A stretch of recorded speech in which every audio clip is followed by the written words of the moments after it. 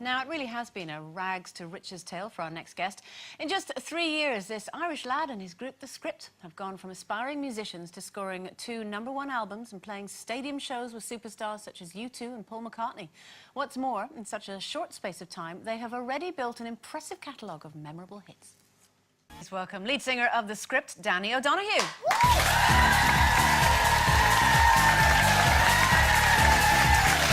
Hey guys, how are you? All right, good to see you all. How are you?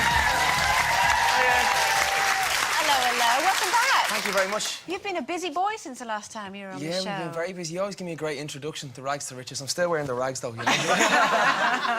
Well, what have you been up to since the last time we saw you? We've just finished our Science and Faith tour around the UK. We brought it over to Australia, Singapore, Manila, basically kind of like a world tour. It sounds so pretentious to say that, you know, world tour. Now we're just back to promote the new single, and then we've got the next leg of the tour, which kicks off in America. You know, We've got a little clip of the new single. Let's take a look. Yeah, excellent.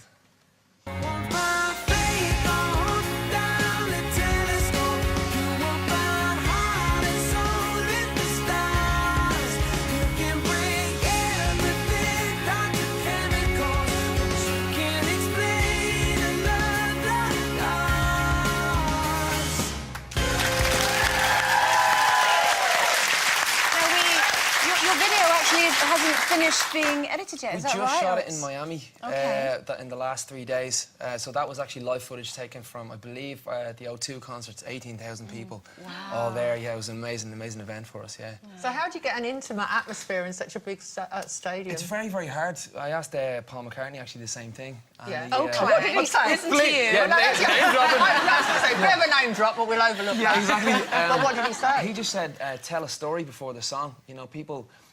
they love to hear how the song meant to you. And you really draw them in, so you can actually make 18,000 people feel like they're on the stage with you. And he told us that, and when we went out to watch him play, and he did the same thing before one of the songs. He said, you know, I've always wondered what I would say to John if I met him again. And he started this song. You could hear a pin drop in the place because everyone's like, yeah, well, what would he say? Explained it. Yeah, you know, because he really opens himself up, and we definitely take a lot from his book. Also, for you, when I was reading about you and your band, it wasn't like an overnight success for you, was it? I mean, it's the longest night of my life, to be honest. It's been a long road to get where you are today. What kept you going? Because nowadays it seems bands are made and the next day they've got a hit record. I think just a belief in the music. You know, we've never been a band that's been, you know, try to put our faces on our albums, or, you know, we haven't been about the look, and none of our friends or family are famous or anything like that. So we've done it the hard way. You know, that's just touring. So I think just for us was that, I guess every band has a belief in themselves, but for us it was our music. You know, we really believe that our music has definitely the power to heal people. I mean, it was healing us going through our first album, was healing us going through a breakup, you know, and you're not exactly ugly, let's be honest. Thanks very much, yeah. That's your opinion, yeah. Now, being away on tour a lot, does that mean that you try and sort of curry favour by buying presents when you come back? Yeah, I know. I was listening backstage, and it is something that I definitely would say I would be very guilty of, trying to overcompensate for the time that I am away. But I believe that if it is the 2 hours that you get to spend, don't spend it on your phones, and don't spend it, you know, it's a very rude thing to be like always checking the tweets, or be there, be on the one-to-one, you know.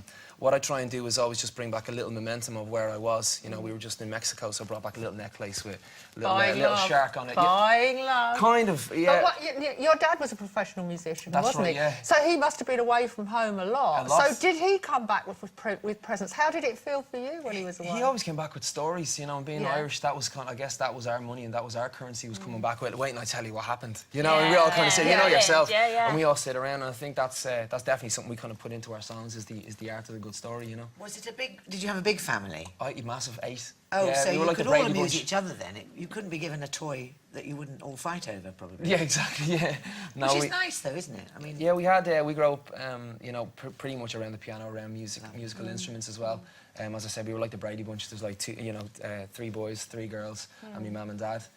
So I guess no matter how much money that you think you have, you don't have enough to spread around 6 kids, you know. So.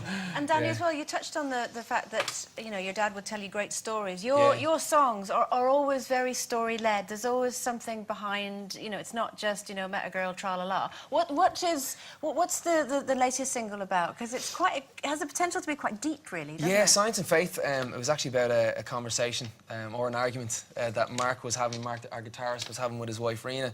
And they were sitting out the back having a couple of glasses of Shiraz, and he was standing there trying to explain away the sun, moon and stars, and breaking everything down to a science as men do, and I guess taking away the magic of the world.